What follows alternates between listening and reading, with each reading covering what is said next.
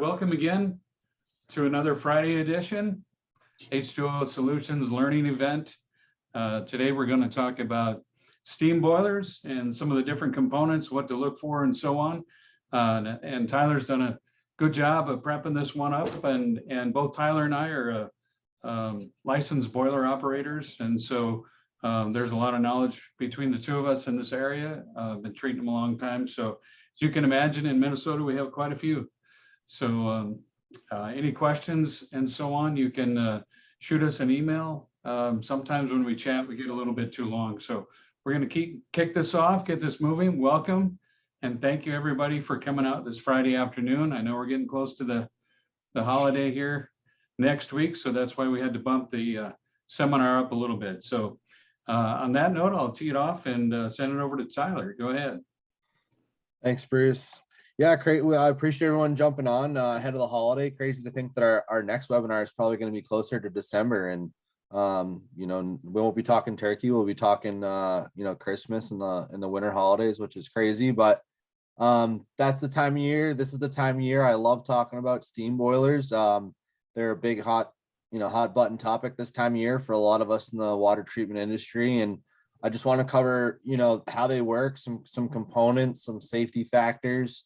Areas that we really want to focus in on when we're testing and in the field, and then just some areas where common occurrences that get panicked over real quick, where we can kind of sit back and be informative to our customers, and then just some troubleshooting items to round out this evening. So hope everyone's having a great Friday, and we'll jump right into it. So thanks, Bruce.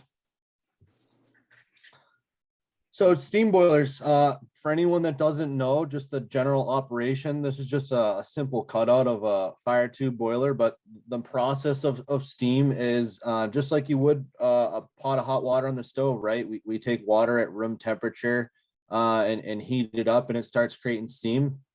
We do the same thing with the boiler, but it's under pressure. So everything happens a lot quicker, a lot faster, and much more rapidly and under higher temperature and pressure. So it can be a catalyst for an area in treatment where when you add heat and pressure, things happen because they do happen that much faster. We need to make sure that we have proper treatment in there, protecting the inside, all that metal and all the components inside of a steam system that we want to protect. So some different types of boilers, fire tubes. So just like the last photo, this is where they're long and cylindrical in length. And the easiest way to remember it is that the fire is inside the tubes, quote unquote. And really it's the flue gases, it's that heat where you'll see the flame will go off and make a couple passes through these tubes, and the water is on the outside of the tubes. And there's a slight gap on the top part that allows for the steam to be generated. On the other side of that, the flip side of that, we got a couple other, would be the water tube and the cast iron sectional. So the water tube is the opposite. The water's on the inside, and the fire, the flames are on the outside of the tubes. Here you're gonna, in a fire tube, you're gonna have a bigger open space refractory where the flames taking place. And you're gonna have a lot more natural circulation taking place inside of these tubes. Whereas the fire tube boiler is just filled up. The other type we might find is the cast iron sectional. It's kind of a hybrid, whereas the burner is just right down the middle, and all of these sectionals, sections inside these boilers will have the flame going down the middle, and there's heat being generated kind of all around the flame on the bottom and on the top. But they all generate around the same principle of creating heat to, heating up that water under pressure to create steam. And that steam is then used in the process of heating or manufacturing or whatever it may be used for. Next slide, Bruce. Oh, this is my favorite thing to cover for steam boilers, because safety is the most critical thing when you're inside a boiler room. You only have your 2 ears, your 2 eyes. I mean, you really want to make sure that you are protecting yourself around these pieces of equipment, because in reality they can be dangerous. But the most important piece of equipment that I always look at, and it's the first thing I look at when I walk into a boiler room, is the sight glass, because a boiler with water in it is a safe. Now it's okay if it doesn't have water in it, but that's when it's laid up and it's not running. Ideally, you always want to maintain a level in that sight glass if it's going to run at any moment. But the first thing you should look at every time you walk in there, look at that sight glass. If you see water in there, you know it's safe. You know that you're you're around a boiler that can't have what we like to call an unplanned boiler relocation. So critical that we look at that right away every time. And that's how we identify steam boilers most of the time as well, is if that sight glass is there compared to a hot water boiler, most likely will not have a sight glass. So it's a good identifier. Hey, I'm around a steam boiler, so I know there's steam. I know there's that potential. But also, hey, if there's water in there, I'm most likely on the safe side. So a great thing to notice too is that a lot of the times our sight glass will be attached to a water column. Sometimes they can be standalone. You'll see the front of a cast iron sectional will just have a sight glass. And a lot of times you'll see other safety components on the side for those. But a lot of times it's combined right there where you're going to have multiple aspects of the sight glass. That water column in there also functions as a low water cutout, where there's going to be some sort of float mechanism in there that will allow a low water situation to be realized and trip out the burner. It's going to allow shut off the gas or the fuel source to the burner. Way there can be no more flame, no more heat generated. The last thing you want to do is cook that metal of the boiler with no water in it. So we're just talking about redundancy of safety, but they're critical. And the thing that really we should hit home about a water column as well is that it's actively going to have water that's in the boiler inside that water column. So if it's not treated all the way, if it's not properly treated, if it's in scale forming condition, if there's a lot of hardness or minerals in that water, those things can hang up those water columns and create an unsafe condition. So it's important that we recognize that they're there and recognize that we play a role in how well they function, to be honest. Just another close-up picture there. I wanted to also just explain other parts that you might see on a water column. On the left there, you see they're called tricocks. There's 3 of them on the left. Ideally, the top one, you should be getting all steam. The bottom one, you'd be getting all water. In the middle one, you'd be getting a mix. It's really an operator's tool. It's a secondary means of confirming that there's actually water in that water column. I highly recommend that you do not grab water samples from these. Some of these customers that we treat, they're not boiler operators. They're not in there actively using those on a regular basis. And you can get samples from water columns and things along those lines, but it's not actually the most accurate sample possible for us as water treaters. And it's also a safety concern because you're actively asking for pressurized water and or steam to come out of there. We want nothing more than you guys to be safe when you're out there treating these systems. So just be aware of what they are, how they function. The best spot to get a sample is, ask the customer beforehand. If you've been dealing with boilers for a long time, then you understand there's better spots than others. We'll get to that down the road of where to grab samples. But overall, these water columns, not treated lightly. Make sure you're paying attention to where they are and that they're functioning and that your customer understands how important they are. Awesome. Thank you, Bruce. Another critical piece of equipment is a low water cutout, very similar to the water column where it has the same principal function with the float in there. You might see these in series on a boilers. Some of them have more than just one. They'll be in different levels. So one might be a high one might be a regular one, and one might be like an extreme low one. The reason they do that is just for redundancy. It's for safety. Same principle though. You're going to have active amount of water and or steam pressure in there that's keeping that float at a certain level. and that's ensuring that there's water in the boiler at all times. In the event that one of those does not have water in them, it's going to drop that float and trip it out.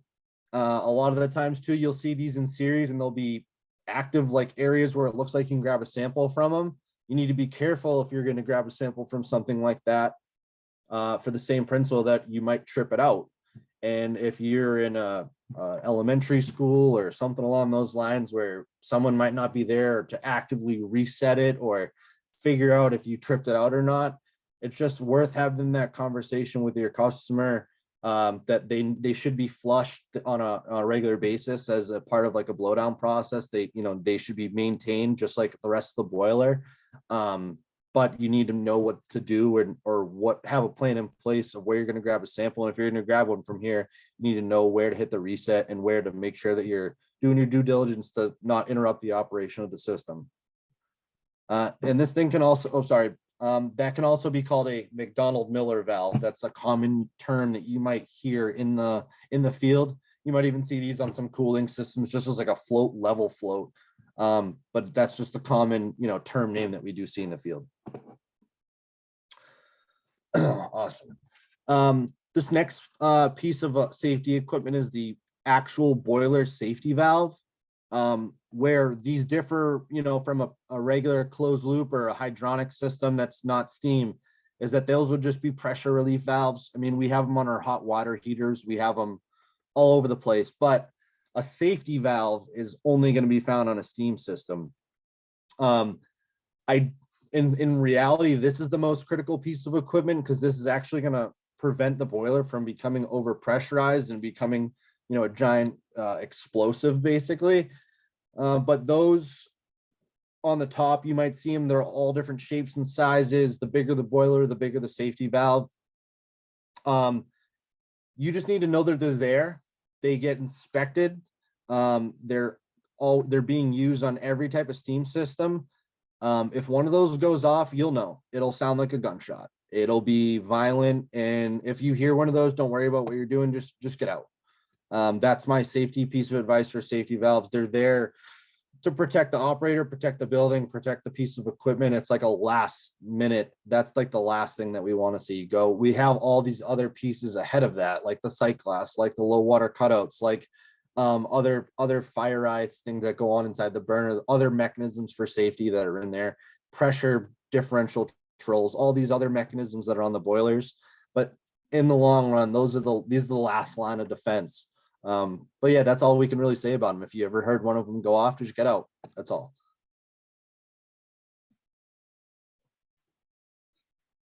So here we just have an overall system overview, and we've included many different diagrams in here that we feel are beneficial to you guys to just understand the process of the way the system's working. So here from start to finish, just like any other building, we start right from that first step of the approach of the water coming into the building. Okay, and then we look for any pre-treatment, which would include the water softener. If there's anything like that, a dealkalizer, RO, we're getting into some heavier systems, but always want to look at the water coming into the building. From there, if we're doing a boiler survey, the water is going to go to the deaerator and or feed water tank. That's a combination of your makeup city water and condensate return coming back to the system. From there, that feed water is pumped into the boiler where it's pressurized and heated, and that steam is created, and it goes up through the steam header, through the steam system, distribution system, maybe through some pressure reducing valves along the way, and it's going to be used as part of the process. Now, it may go to some old radiators up in a school, and it gets puts off its heat and it condenses and it comes back to the system. Or it may be part of humidification where it's going to go be put inside of an air handler unit or an air duct to be part of humidification for who knows what, an office building, a hospital, whatever it may be. Speaking of a hospital, it might be used for sterilization of equipment, might be used for kitchen uses. They're all different uses for steam. But at the end of the day, we bring in water that's returned from the system and fresh water from the city. If it's either pre-treated or not, and we do our best at the feed water system to mitigate corrosion, scale, and other issues like sludge inside of boilers by adding treatment. And we can also add treatment into the steam line process to mitigate carbonic acid and other steam line issues to protect the system. Our overall goal when treating a full steam system like this is to protect all these components from corrosion. That's going to be one of our main areas with heat and pressure and metal and water that we have to mitigate, and also scale inside of a boiler. We want to maintain utmost efficiency. Here's another great diagram, kind of laid out a little bit differently, adds a few other components.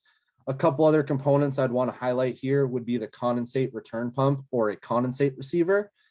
That's going to be just a small collection tank where a lot of condensate from the building will come to and collect before it's sent back to the feed water tank, or sometimes they'll call it a surge tank.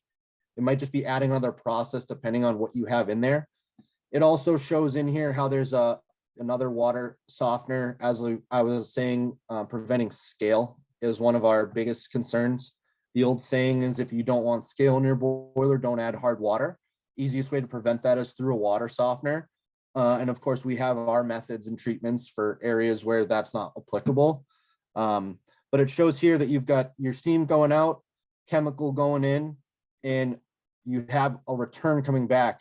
The higher that return, the more higher quality that return, the more efficient, the tighter, the better that system can run, and the more of savings we can have.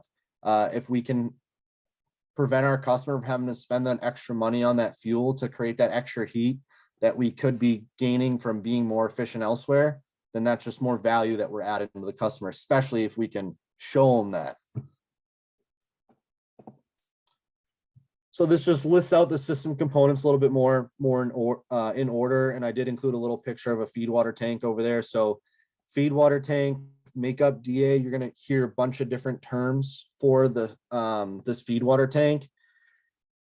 Always remember, this is where a lot of the times we're adding treatment, but this is the water that we always want to be able to test this water, because it's what goes right into the boiler. This is the water we know exactly what's going to be sent into the boiler before it gets there. It's critical that we test that every time that we're there. If there's no way to test it, it's a conversation to have with the customer. Hey, I need to find a way to put a drain on here or some sort of sample point to test this feed water. It's critical. If we know what's going in, then we can kind of figure out what's going on inside of that. Once we understand, hey, there's this much pressure and this much water in there, we really have a better idea what's taking place. So from feed water, we go into the boiler, the main component, we create that heat we're adding energy to that water, we're adding BTUs, using fuel, and we are creating that energy that's going off and doing its job, whether it's, like I said, heating, as part of manufacturing, as part of a process, humidification, whatever it may be. A component to get that steam there is going to be steam lines. And those don't go unattended as well. It's important that we treat those steam lines, because when we produce steam, we're producing pure water. It's nothing. It's got no conductivity. It should have it should be neutral pH. It should be right around 7 pH, 7 to 8 pH. So when we do that, if we were to put pure water, just think of anything in nature with pure water, just corrosion is going to take the Grand Canyon, erosion, corrosion, just that neutral water of just working its way against the metal. So that's a critical area of maintaining the distribution of the steam. Along the way, a couple components that do go overlooked but fall right kind of in our wheelhouse of where we can add value to our customer would be the steam traps. If you've ever gone into a boiler room and seen steam coming out of the vent of the feed water tank, or for one, you shouldn't see steam anywhere. If you see steam leaking anywhere, then you know they're losing steam somewhere. That's a problem that needs to be addressed. But if you see steam coming back right at the feed water tank at the vent, or at a condensate receiver or condensate return tank at a vent, it's usually an indication that you have some steam traps in that system that are having some issues. And if we can bring that to the customer, I mean, you're talking thousands of dollars in wasted BTUs that they paid for in fuel going out through a faulty steam trap. So we can add value there to our customer. And then of course the condensate return lines, if that steam that we produce is not of good quality, well, your return's not going to be of good quality. And if you're not getting good quality return, it's hard to keep taking, lackluster makeup water and bad return and turn it into something special that the boiler is going to like. So it's all about balance. It's all about balance in all of these areas and making sure that they're all kind of doing their own function. And as water treaters, we can test all of these. We can test a lot of these areas, and those tests produce our little story, our detective story that we can produce for our customer. Next slide, Bruce.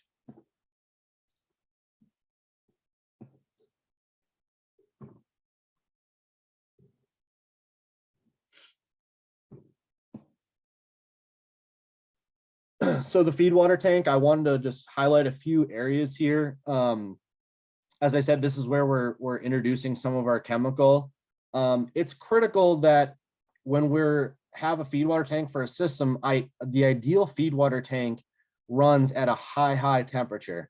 The higher the temperature, the closer this is. So depending on if it's pressurized or not, but a lot of them are open to atmosphere. So we're talking 212 degrees for boiling water. If we can have that water as close to 212 as possible, it reduces the amount of oxygen inside of that feed water. And oxygen is one of the main components for corrosion to take place. So if we can help the customer have that high return, now that high temperature feed water is a result of good condensate return. Sometimes they have preheats attached to them that help them maintain heat inside the system. For example, you could have one that just has a little, almost just like your hot water heater at home.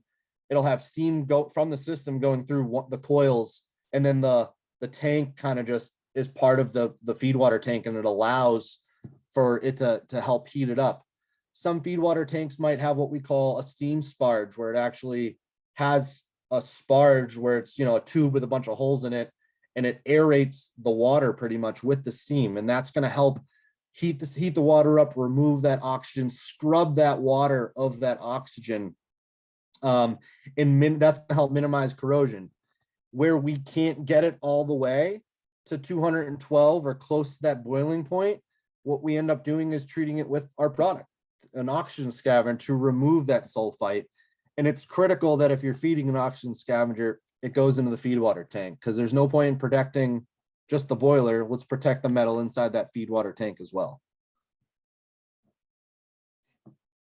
So the steam lines, this is a great little novelty photo of it, kind of cut out. But what it shows and some main components is that steam just doesn't go down one long pipe. It goes through multiple different areas, different sections of buildings. It could be used for different processes. It could one section could be for heating, one could be for the kitchen, one could be for laundry. It could be multifunctional usage. But what you'll see here through some of these pictures is you'll see some valves. What's important to note is that there's probably some pressure reducing valves in there. So if you send steam out at high pressure, you might need to be low pressure steam for some functionality. So, for laundry, you might not need high pressure. You might just need that low pressure steam. So it's going to vary in what its uses are for. But notice on the bottom there, it highlights the steam trap set.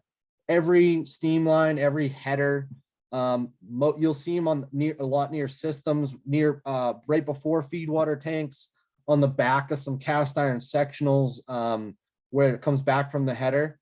And you're going to start seeing, this is how it all kind of intertwines here in this next diagram, where you can see the difference between steam, the condensate return coming back, and the quote unquote vapor of non-condensable gases that we're trying to get rid of.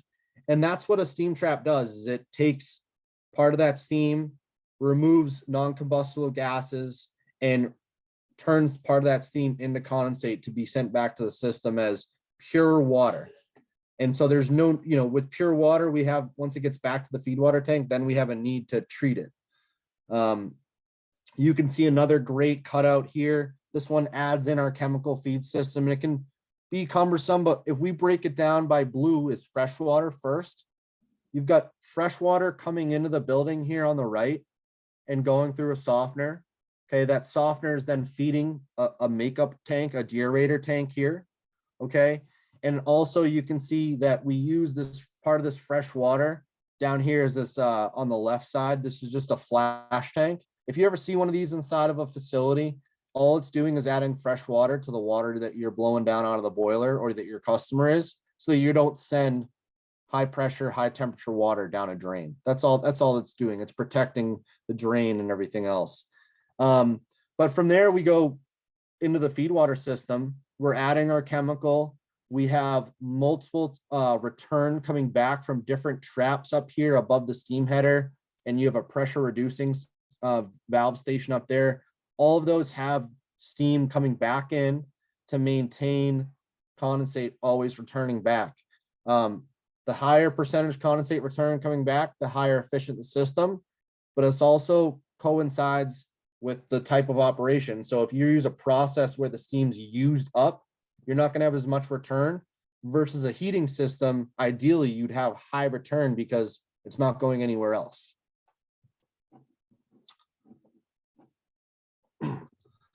So condensate receiver tank, we're seeing these kind of, you'll see them in multi different types of facilities. It might be if it's a big building and you have condensate return on one side, by the time it gets all the way down to the other side of the building, it would be cold, fully oxygenated water coming back. So the quicker you can get it back, the faster you can get it back, while also maintaining that temperature and that type of water, the better off you are. So a lot of them are designed to return back to these tanks, let's say on one side of the building, and then pump it over so it's not gravity fed. But this is another area where you have to remind the customer, hey, we're bringing pure water back into this system on a regular basis, and then it's being sent to the feed water tank. Now we could probably go above and beyond and try and maybe add a little chemical into one of these. And sometimes it's just a condensate receiver and there's no feed water tank on some of these little, some of these middle market customers we get into. It might not have every component, but just be aware how they function. It's a tank with a pump on it. Sometimes it functions as a receiver feed water tank in some applications like an elementary school with a cast iron sectional boiler. But it is also an area where we can get a great condensate sample because that's its job, to pull back condensate. So you're going to get a good idea of what the condensate looks like if you can grab a sample out of that tank. And a lot of them will have spots to just take one off the side.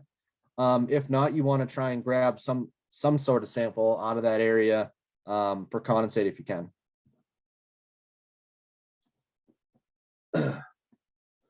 So our program design, as I had briefly mentioned before, is to really prevent corrosion in scale and sludge. This was just a great graphic I've always used with customers to just really explain to them, hey, corrosion, I can't put metal back, so we want to prevent it from leaving, and that can cause other issues inside of the system. But scale is very preventable with the right treatment or the right pre-treatment.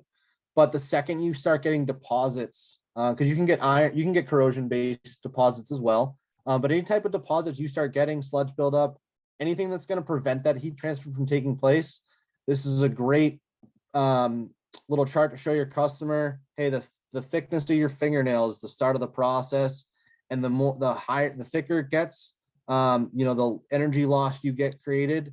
And you could probably show them some more intricate examples where you show a huge loss when it comes to fuel usage for a boiler, to actually get that BTUs that the building needs to, if it hits them in the wall, they'll feel it, and that's where we can prevent it. So these are just some more in-depth photos of some actual corrosion taking place. So here you can see some corrosion on the left. This is some tubercles that are kind of collecting. It's collecting on itself, under deposit corrosion that can be taking place.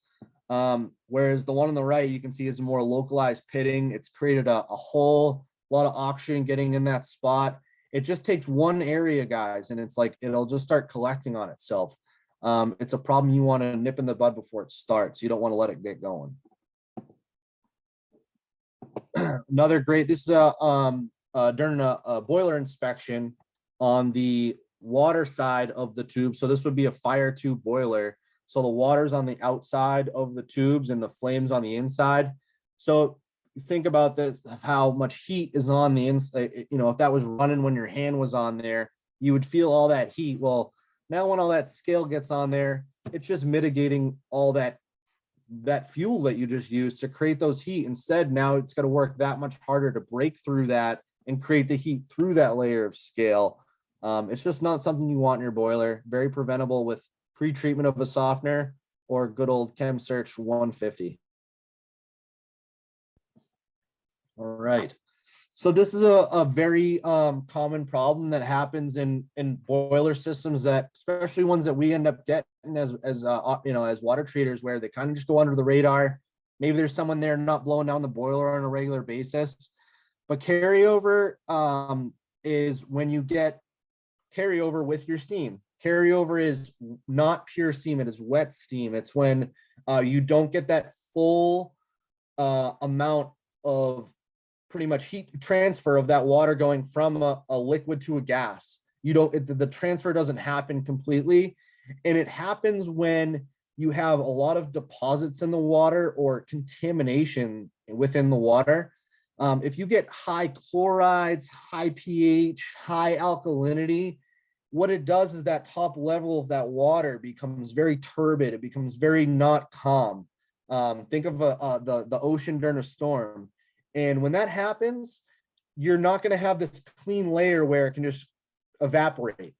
You think of a boiling water on your stove, you see that thing get rumbling. Well, imagine if that thing was sitting on your stove and you just start shaking it around. That's not, you're going to see steam coming out left and right and water jumping left and right. That's what carryover is. And when you start getting it inside of your steam lines and inside of your other areas of the system, it's going to eventually condense down into that water or flash off in a steam when it gets like a steam header. And when that happens, you can get localized pitting corrosion problems, and you get you get poor steam. It's bad, poor steam quality. Now, some of it can be prevented with chemical addition, but never forget that water treatment with a boiler is 50% treatment and 50% operation. If they're not in there blowing this boiler down on a regular basis, we can add all the treatment in the world. It's going to be useless if they don't maintain proper levels, just like anything else. We've got to get rid of those minerals. We've got to get rid of that saturation. Otherwise, you get something like this. Some other areas where carryover can, be an actual cause. So I mentioned the chemistry, but some other areas would be a sudden load change. That would be, if it's system's really cold and you turn it on and all of a sudden it's cranking really hard to try and catch up. You're going to produce you're trying to produce steam really fast to catch up, and you get that poor quality. Now, if you try and run boiler over capacity, if you add too much chemical, if you do anything in excess to this boiler, if you add too much of anything, that's when you can start getting high levels. When I first started, I accidentally overfed some 585. You better bet that thing was bouncing and all over the place. They didn't know what it was. The easiest thing to do is kind of get those levels back down to normal, blow down the boiler, but that's an operational thing, right? It's not something that we as chemical water treaters should be, actually opening up valves and stuff on boilers. So it's important that we know that these causes can take place, because a lot of the times they're going to point it right at you, and it could be a chemical issue, but you need to know that these other issues can be attributed to, and it can be a mechanical issue more often than not as well. So some areas of concern where we can try and prevent some issues would be in the condensate return system as well. When we do have issues and you do start seeing like threaded sections of condensate return lines like this, looking like that, it's from carbonic acid. And the simplest way to put it is that condensate's coming back at 7 pure pH. If you don't have proper steam line treatment in there, it can go acidic. So it goes below 7 pH and you end up getting carbonic acid eating away at the steam line.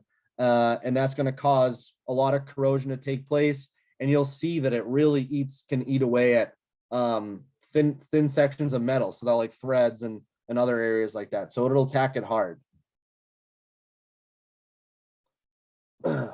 Just another area, and we don't need to go into every little bullet point here, but I did really want to mention, and there's a great section on here in the info center if you want to go read up on it.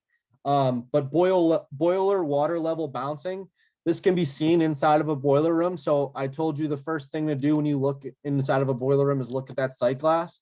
Well, if you take a peek at it and it's bouncing up and down, it's usually an indication of something not right going on. A lot of times it can be high alkalinity inside the boiler. It could be caused foaming. If you've got super dirty water, if the boiler was fixed or something was replaced and they didn't flush it out or boil out something at the beginning, you can get a lot of issues, including partly of carryover. If that water level is not, stable and you get a lot of this up and down, it's a good indication there's something not balanced inside that water. So high chlorides, high alkalinity, too much of a load. There are a lot of issues that can be taking place, but if you see that boiler, it's called going silic, up and down, make sure you take a second and say, hey, Mr. Customer, that shouldn't be happening. Let's figure out what it is, grab a sample and start doing your testing. And that's where we're going to start figuring out what's going on, what's taking place inside of the system. So after talking about all this, we might as well take a peek at what can prevent some of these issues, because we do have a way to prevent it. We're not just here to tell the customer, hey, you got a lot of problems. We're H2O Solutions for a reason. So one of those craziest things that we see that we want to prevent is scale. And I said before, the easiest way to prevent scale is to not put hard water in. But in the event that you do, and there's no pre-treatment, and Bruce can attest even in Minnesota, and I can attest here in Boston, for some reason they don't design these systems. Apologize for my dog. 1 second, Millie, go down there with your toy. We want to prevent that scale from taking place, but unfortunately, some of these mechanicals or customers, they'll put boilers in with no softeners, and we're left to kind of figure out how to prevent their boiler from scaling up. But our go-to product is ChemSearch 150. It's an organic phosphate-based product.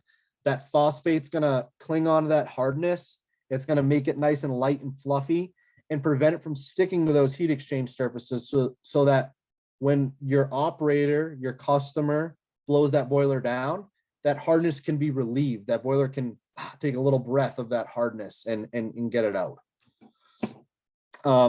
Now our next, and then you also have ChemSearch 100 and 133. Those are multifunctionals. They have phosphate in them, but they also have steam line treatment and oxygen scavengers. They're designed a little bit more for high pressure boilers, but we do find applications for them in non-high pressure situations as well. My go-to product right here, sulfite, ChemSearch 10600. It's on the newer side, the last 5 years or so. It's a all organic, non-volatile oxygen scavenger. It's a sulfite. We test it just like any of our other sulfite products, but this is what's going to go in there and directly attack that oxygen. We feed it neat. We don't mix it with any other products. And as you can see there's some other products in there that we still have that are sulfite options that just have some other additives into them as well, and they're just not straight sulfites. And if you have any questions on these products, please reach out to us for sure. Of course, we have alkalinity booster, pH power. A lot of systems that we have, they have got great makeup water. Well, that great makeup water is great for drinking and for other purposes, but when it comes to treating a boiler, we need alkalinity. Boiler likes pH. It likes higher pH. So got to add that in there. And of course, our steam line treatment, 444 plus. It's multifaceted steam line treatment for all different ranges of steam lines. But this is important to test as an amine. This is what prevents that carbonic acid from forming in those steam lines. And of course, Our BWT, our ancillary products, we've got 93 is an online descaler and dispersant, and 95 is more iron dispersant focused. These are great internal boiler polymers that we use on honestly nearly all of our boiler programs. Great to feed at about a 25 to 50% rate of your sulfite, and it keeps those surfaces nice and free and clear. And then down at the bottom, we've got our kind of all of our combination products. I already mentioned quite a few of them. I will highlight 565 and 585. Those are specifically designed for low pressure, high return systems where it's nothing but heating. And you cannot mix 585 or 565 with a sulfite. It'll create a carcinogen. The only type of product that you can use in conjunction with 585 would be one of our well, not only, but we would recommend one of our BWT products along with 585 fed separately to have a good, it's a nitrite based product. So instead of sulfite based. We wanted to kind of round out, at the end here, just kind of covering steam traps. We briefly mentioned them earlier. I had mentioned a situation where, hey, you go into a mechanical room and you see some steam coming out of a vent, or you just see steam coming out somewhere where you think it might not be. Usually that attributes to a faulty steam trap. Steam traps come in all different shapes and sizes and types and designs, but their functionality is all designed to do the same thing. Remove non-combustible gases and change that steam into healthy condensate to bring back. The problem is if one of these things is not working, then you cannot remove those non-combustible gases and steam will leak by.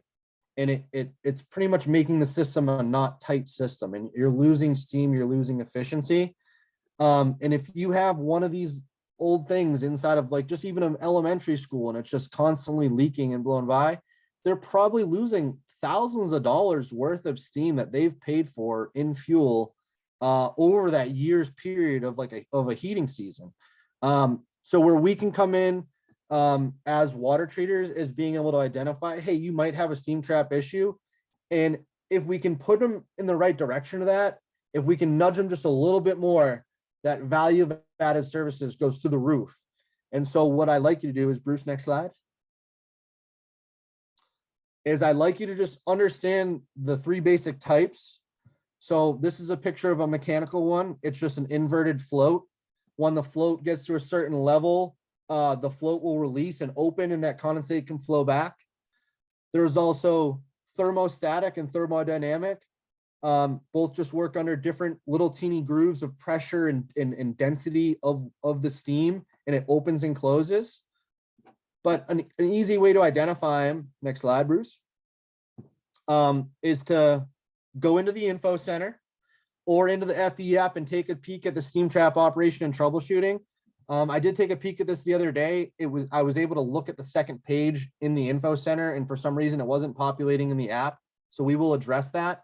But if you go to the second page of this document in the info center, it gives you a nice gridded view of if you can have a heat gun, or if your customer has a heat gun or the mechanical, and you can look at both sides of that steam trap and see if there's a temperature differential like there's supposed to be, you might be able to tell whether or not it's passing by.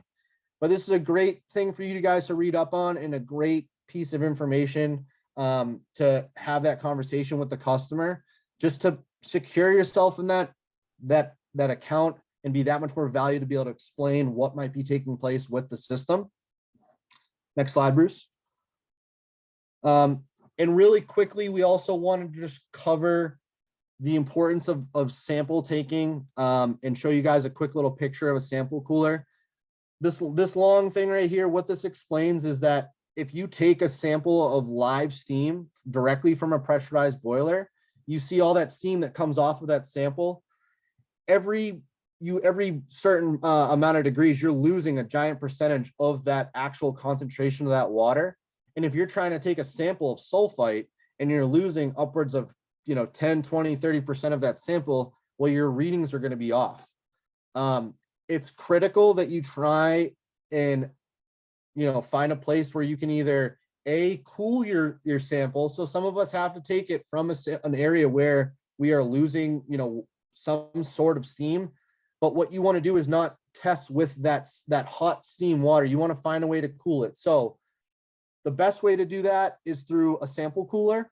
And many of us over the years without sample coolers, we find ways to do it. A great little side way to do it would be to use a sample bottle that we provide and use like a bucket or something with cold water and let that run, let it cool off to around 100 degrees. Because if you start taking sulfite samples and other samples with water above 100 degrees, a lot of that stuff's going to flash off and you're not going to get that accurate sample that we're looking for. Of course, the best method would be a sample cooler, because what it allows you to do is open up that valve really nice and slow and get that good amount of hot steam water coming out. And then you're going to slowly crack that cold water valve. And it's just a little heat exchanger, a little shell and tube heat exchanger in there. And all it's doing is just cooling that sample off to that perfect temperature that allows you to test right away.